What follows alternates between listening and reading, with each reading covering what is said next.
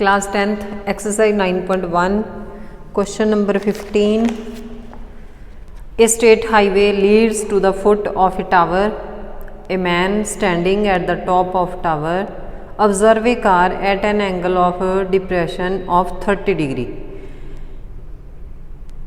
ਇੱਕ ਟਾਵਰ ਦੇ ਫੁੱਟ ਨੂੰ ਸਿੱਧੀ ਲਾਈਨ ਦੇ ਵਿੱਚ a man standing at the top of tower, एक व्यक्ति है जिहड़ा वो टावर के उपर खड़ा है तो वह दो कारां नूं ऑब्जर्व कर रहा है डिप्रैशन एंगल ते 30 degree which is approaching the foot of tower, जिहड़ी कि टावर के फुट वाल नूं आ रही है विद यूनीफॉर्म स्पीड, मतलब कि इक्को स्पीड के नाल। 6 सेकंड लेटर 6 सेकंड बाद the angle of depression of the car is formed to be 60 degree, जिहड़ा कार का एंगल सीगा डिप्रैशन वो 30 डिग्री तो 60 डिग्री हो गया। Find the time taken by the car to reach the foot of the tower from this point, means car नूं ये वाले पॉइंट तो टावर के फुट तक पहुँचण विच कितना टाइम लग्या वो फाइंड करना। टाइम फाइंड करना है ओनली एंगल गिवन ने, कोई हाइट या डिस्टेंस नहीं दिता होया, ओनली टाइम गिवन है 6 सेकंड, 6 सेकंड का समा दिता होया तो आप देखना भी कितना टाइम लगूगा, उन्होंने टाइम ही फाइंड करना। डायग्राम ड्रॉ करिए। मान लो ये हैगी आ स्टेट हाईवे, ये हैगा टावर, इत्थे एक कार है जो टावर के फुट वाल, फुट हुंदा बेस बॉटम, इत्थों जिहड़ा मैन स्टैंडिंग आ वो नीचे नूं देख रहा, डिप्रैशन एंगल आ, ये हॉरिजोंटल लाइन हो गई तो ये अल्टरनेटिव एंगल हो गया, ये 30 डिग्री है।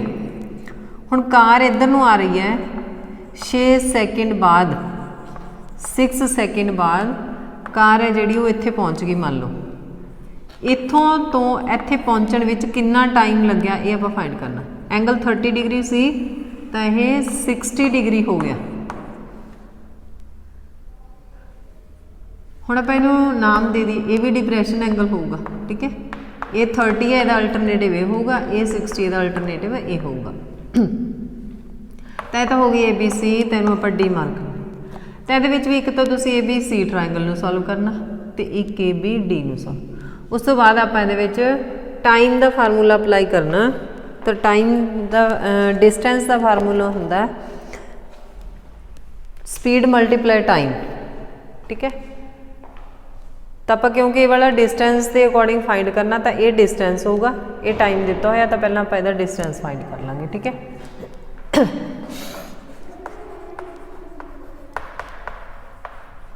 इन triangle ABC theta angle B 90 degree, AB होगी height, height of tower,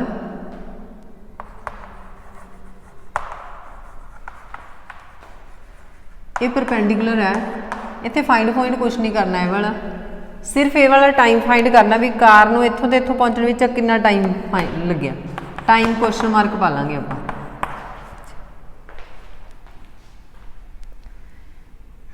BC हो गया बेस, तो थीटा ये हो गया 60 डिग्री, P अपॉन B टेंजेंट थीटा होगा, AB upon BC tangent 60 degree, AB upon BC tangent 60 degree हो गया √3, AB इक्वल √3, BC इधर मल्टीप्लाई हो जाऊगा, इन्हों आप 1 लिख लेंगे।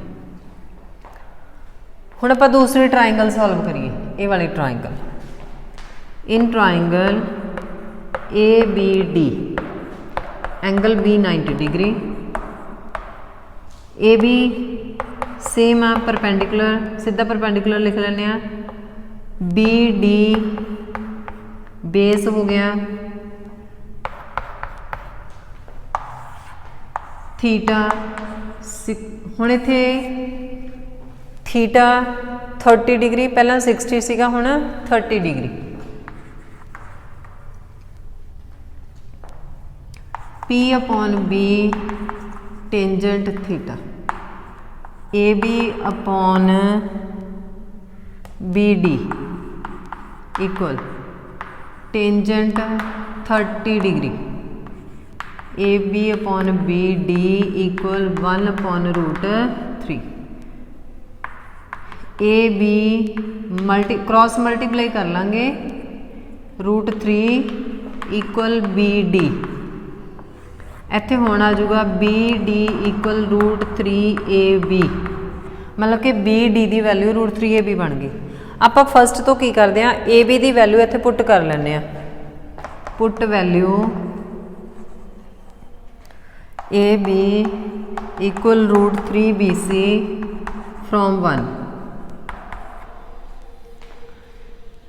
BD इक्वल √3, AB की वैल्यू पुट कर ली √3BC, आ वाले AB की जगह आप √3BC पुट कर लें, ये बन गया BD इक्वल 3BC। हुण ये BD की लेंथ है जी वो 3BC बन गई।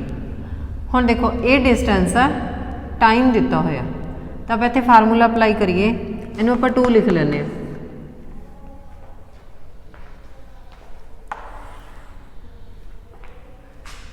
Distance DC time 6 second, speed distance over time, ये वाला फार्मूला लाना, डिस्टेंस ओवर टाइम। डिस्टेंस हो गया DC, मतलब कि अपने को स्पीड आ जाएगी कार की कितनी है, यूनीफॉर्म स्पीड दी हुई है, मतलब कि एक ही स्पीड ना जा रही है car. Speed is equal to distance DC है, टाइम 6 सेकेंड है, 6 लिख लेंगे, तो स्पीड है जी वो आ जाएगी DC अपॉन C 6। देखो ये टाइम है जोड़ा ना, इत्थे जो डिस्टेंस आ वो कोई मीटर सेंटीमीटर च नहीं लिखा होया, तो आप इनू सीधा लिख लें पर सेकेंड, ठीक है, स्पीड है जी। हुण ये अपने को डिस्टेंस आ, टाइम आप फाइंड करना, स्पीड अपने को डिस्टेंस 9, डिस्टेंस BC, स्पीड हैगी हुई है, दोबारा लिखने की जरूरत है, टाइम फाइंड करना, time is equal to distance over speed, distance over speed. हुण डिस्टेंस किहड़ा BC, स्पीड कितनी आ DC ओवर 6, ये वाली, मतलब कि BC के अपॉन दे विच DC ओवर 6 लग जूगा। हुण आपां क्वेश्चन दे विच इत्थे लिखिया होया BD इक्वल 3BC, तो आप इहदा बना लीए BC की वैल्यू बना लीए, ठीक है, from 1।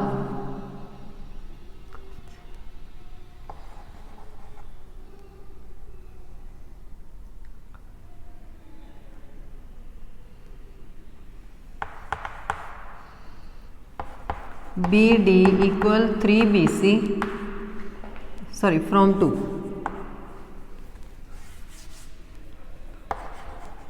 From 2, BD equal 3BC। हुण देखो इत्थे ये हैगी है BD ते ये हैगी है BC, आपां इत्थे की करदे हैं, आ जिहड़ा BD इहनूं ब्रेक कर लैंदे आ, BD equal BC plus DC। हुण इत्थे BD की वैल्यू पुट कर दईए,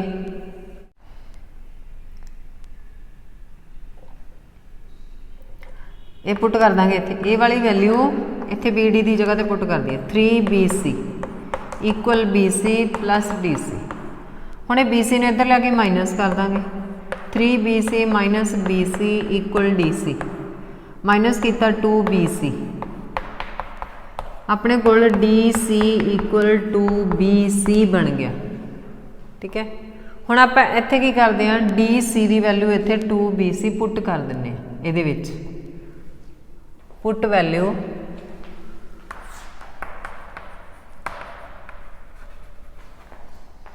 DC इक्वल टू BC। तो पुट की BC ओवर आ वाले DC की जगह पर आपां 2BC अपॉन A6, ये पूरे दे अपॉन च देखो ये वाला BC हो गया, DC की वैल्यू आप बनाई सी 2BC अपॉन 6 है गई है। तो time is equal to BC multiply 6 upon 2BC, 6 ऊपर चल जाऊगा 2BC पहुँच जाए, BC ना BC हो गया कैंसल, कटिंग हो गया। तो टाइम है जोड़ा वो 3 सेकेंड आ जाएगा।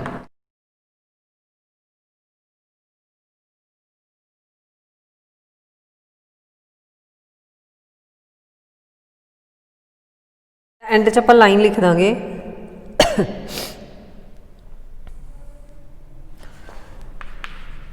The time taken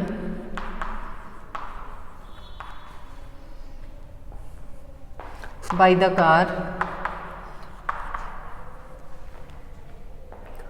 to reach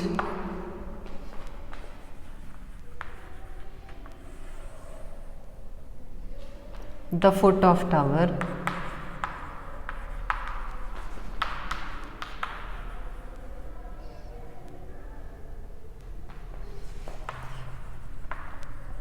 from this point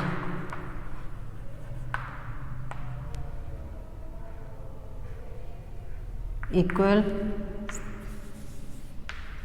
3 second. Punjabi medium इस बिंदु तो टावर तक पहुंचण लई कार जिन्ना समा लवेगी कुल 3 सेकेंड।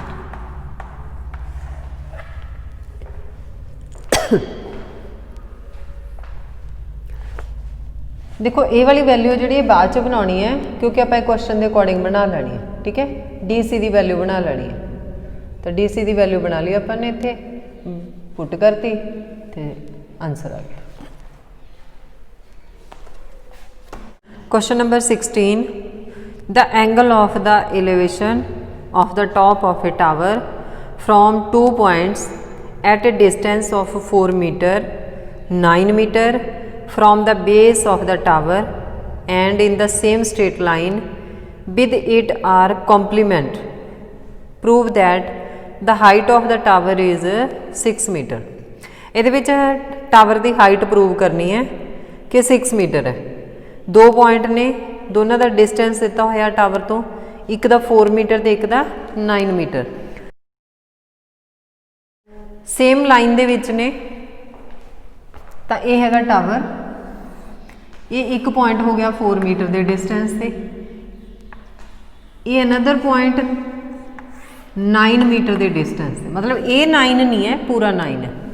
तो जिहड़े ये एंगल ने एलिवेशन एंगल, ये कॉम्पलीमेंटरी ने, मीनस एक अपनों आप थीटा लिख लाँगे, एक नू 90 माइनस थीटा लिखांगे, दोवें कॉम्पलीमेंटरी मीनस पूरक कोण ने दोवें। तो इत्थे आप ABC ट्राइंगल लिखी, इनू आप D पॉइंट मार के दिता। आप ये जिहड़ी हाइट आ इनू प्रूव करना equal 6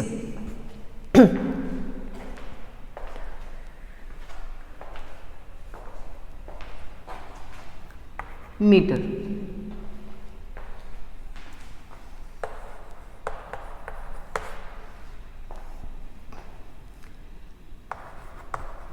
in triangle ABC angle B right angle, AB height of tower,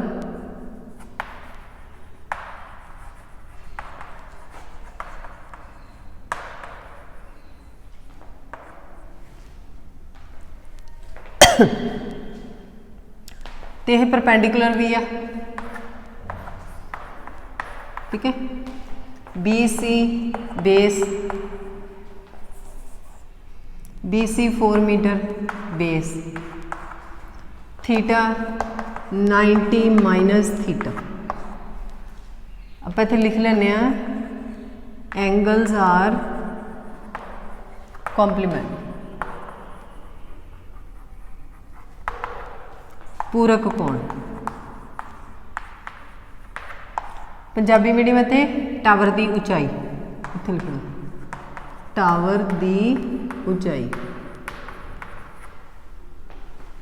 ये आप प्रूव करनी है। तो ये लिख लेने नाल to prove H is equal to 6 metre, P अपॉन B टेंजेंट थीटा, P अपॉन B AB upon 4 BC equal tangent 90 minus theta. A B आप एच भी लिख सकते हैं तो बी सी की जगह पर आप वैल्यू पुट कर लेंगे 4। टेंजेंट 90 माइनस थीटा होंदा कॉट थीटा, तो इनू आप इदा ही लिख लेना 1। हुण सैकेंड ट्राइंगल लिखांगे, in triangle A B D angle B 90 degree, A B perpendicular, height भी है ये, ठीक है। B D 9 metre, base theta, थीटे नूं आपां थीटा ही लिखना क्योंकि इन्हां दी वैल्यू गिवन नहीं है, तो आप एक नूं थीटा लेट कर लिया, एक नूं 90 minus theta, to be let मान लिया गया।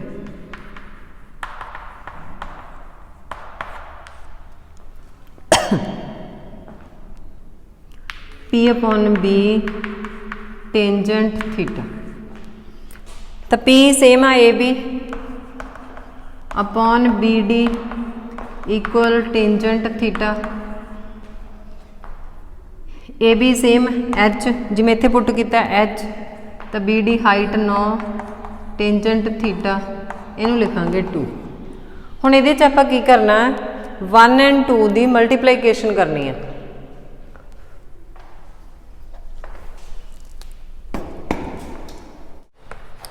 by multiplying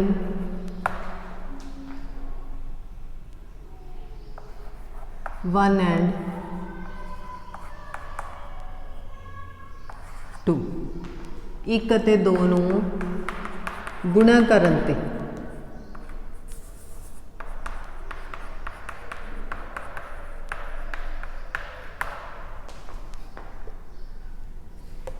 H upon 4 multiply H upon 9, H upon 4 H जिवें आप एडिंग करते हैं इत्थे मल्टीप्लाई कर देना equal cot theta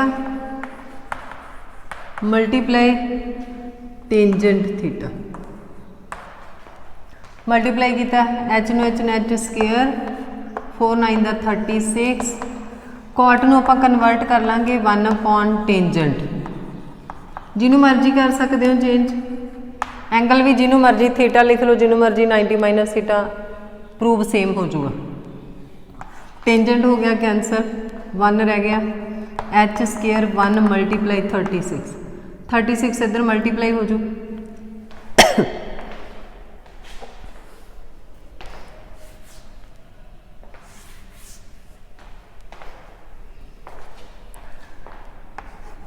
H square 36, हूँ इधर स्केयर रूट कर देंगे या फिर फैक्टर बना लाँगे, 6 स्केयर हो गया कैंसल, हाइट आ गई 6 मीटर, हैंस प्रूव्ड।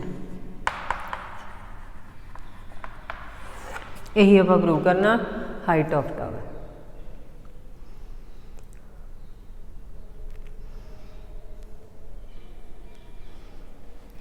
तो ये 9.1 तो 9 चैप्टर डन।